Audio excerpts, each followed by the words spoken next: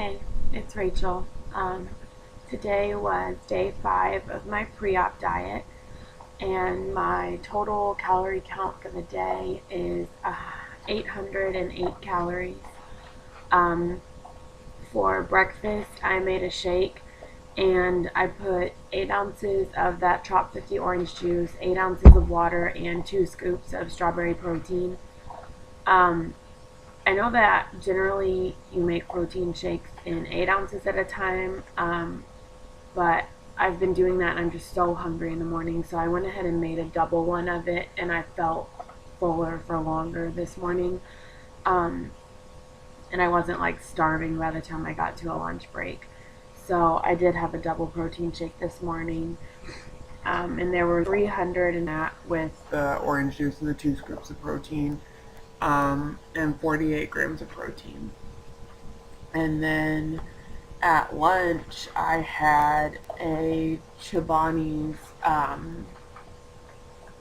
light yogurt, just like a little, one of the kids' ones, and it was honey banana flavor, and that had 100 calories and 8 grams of protein. And then I also had a mini Baby Bell light cheese.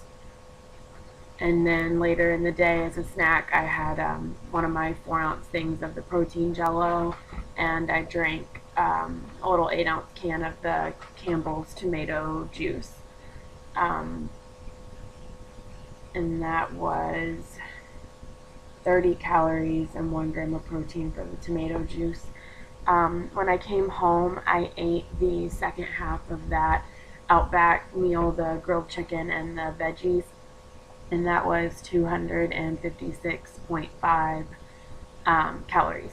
So really I was at 107.5, but I rounded, 807.5, but I rounded to 808. So I think I'm done eating for today. It's about 9 o'clock, so it's kind of late to be eating. I did take a nap for a while, which is probably why I haven't been very hungry and haven't been like eating at anything else. I may eat a yogurt or something later, because I feel like I'm going to be up for a little while now since I slept for a while this afternoon. But anyways, I'm low on my calories today, but that is fine because I've been high a lot of other days. And so that's what I had today, and that's where I'm at. Keith, or Pierce Cub 32, posted a video called Instant Gratification that I watched this morning, and it really spoke to me a lot because after my whole pizza fiasco, I kind of understand why now, and it's not so much that I just cheated on my pre-op diet. Like, that happens. I feel like everybody cheats at some point, and I feel like if I had the willpower to stay on that strict of a diet, then I wouldn't need the surgery. I could just diet, and I don't know, but so I think my reasoning behind it is the whole instant gratification. Now that I'm having the surgery and I'm doing my pre-op diet and all this stuff, I just want to be as skinny as possible as soon as possible and lose as much weight as I can. And when I ate that piece of pizza, I felt like it was standing between me and my goal, because I did that was that many more calories and that many more carbs and whatever else that was going to keep me from losing that extra pound or two, that was going to keep me from reaching my goal. But the thing is the weight will come off. It will. And it doesn't matter if it's slow or if it's fast. It doesn't matter if it's a year or if it's a year and a half. The point is that it will come off, that I will be healthier, that I will be happier. And so sometimes when there are mistakes and you do eat that one slice of pizza or you do whatever, it doesn't mean that you're not ever going to be successful. Yes, it might take you another week to lose whatever pound, but that's a choice that you made when you ate that. And at the end of the day, it's the whole thing that I said in the beginning of my journey. I've been fat for 21 years now, so what is one more week because I did eat that? And I'm not saying that as an excuse, but I'm saying that as like, So I'm not using it as an excuse so later on I can cheat and eat something I'm not supposed to and say, well, that's fine, it'll just take me one more week. No, that's not the point of this. The point of this is, if you do mess up, it's okay. The weight is going to come off. It might take another week, it might whatever, but it is going to come. And so, and you know, we're human, and everybody does make mistakes, and that's okay. And if I was perfect and I could diet perfectly, I wouldn't need this surgery to begin with. I ran into, well, I didn't run into, I got a job as a life skills teacher. And so I wanted to go observe some life skills classrooms to see how other people do it in their classroom.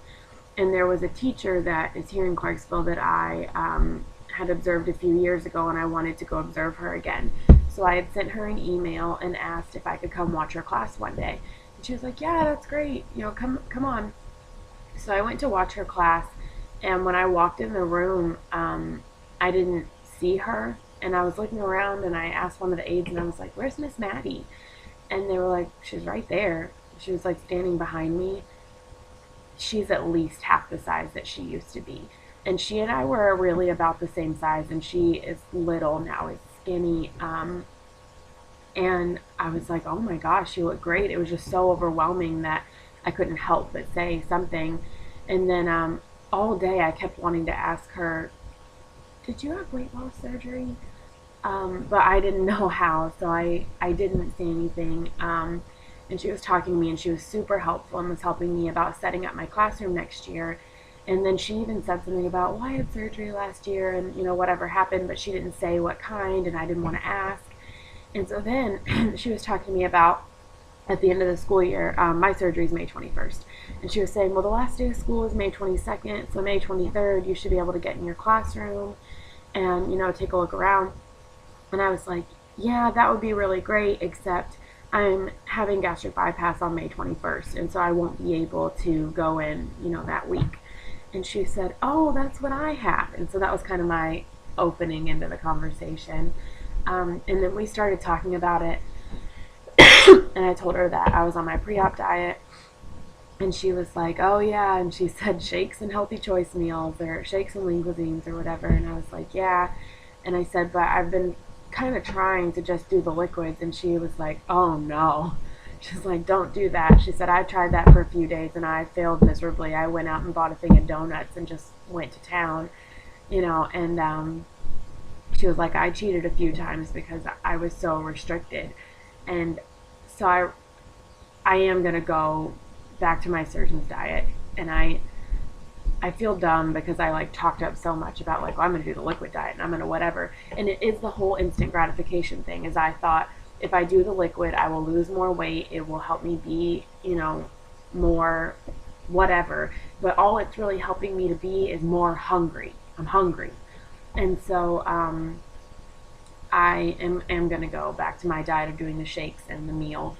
And that I've seen a lot of videos today of people who that was their diet and they were successful and they were fine. I don't think it's going to affect my success. If anything, at this point, it could only help me, you know. And Banana Showcase has put a few comments talking to me about, you know, that she had a similar pre-op diet to mine and that it kind of helped her staying on track, having that one, you know, normal meal. And you know, she had a really good point that the thing is I was afraid that if I fell back on that, well, you know, when I'm sick of having liquids and it's not filling me up, that I would go to having a meal, and that when it was, you know, post-op, I wouldn't be able to do that because I couldn't have those solid foods.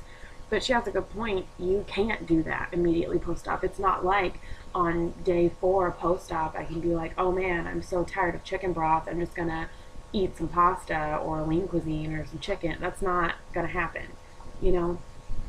So I am going to go back to that. And so if you watch my pre-op diet videos because you were looking for ideas on yours, I will still be doing liquids, you know, in the mornings, in the day and stuff. So there may be some ideas there, but I don't know that it'll be as helpful for you as it would have been if I had stuck to the liquid, and I'm sorry for that. But personally, I don't have the willpower to do it right now. Because it causes me to have emotional breakdowns over a slice of pizza. So I'm going to go back to what my surgeon said and do that. And so maybe I won't feel so deprived, and I'm just going to try that. But also, when I was talking to the teacher today, she was asking who my surgeon was. And when I told her, she was like, "Oh, that's so awesome." She said, "I didn't have him, but I know lots of people that did." And let me preface with, my surgeon is from Texas. He used to be in Texas, and he was a military bariatric surgeon, or he was a military surgeon and is a bariatric surgeon as well. And he came to Clarksville and then wound up working at Gateway at the hospital that I'm having my surgery at, and it is a bariatric center for excellence.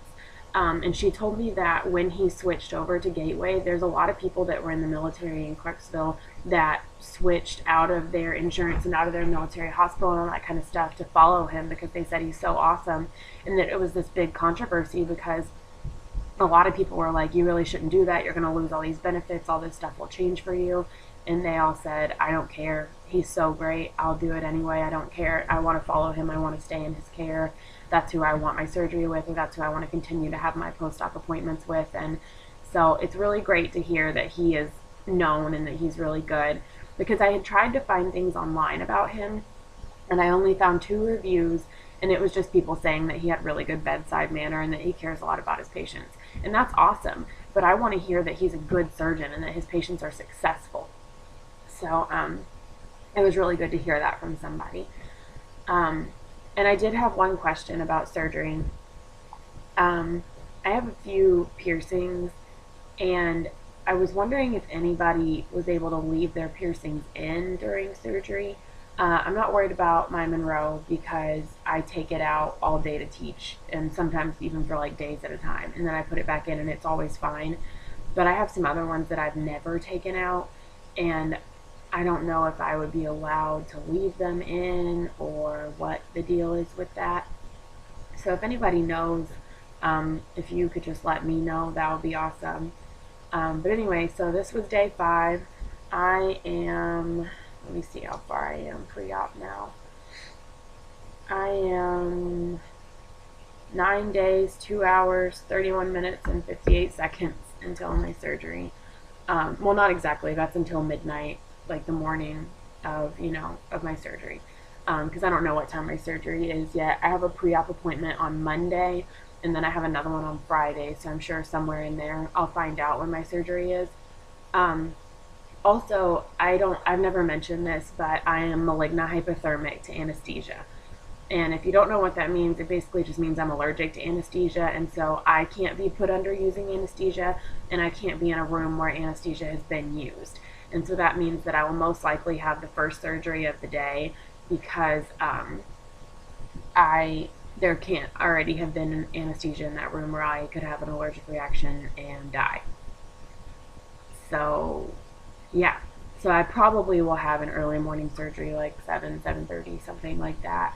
But anyways, so, which is good because I don't want to sit around being nervous all day. I just want to get in there, and get going.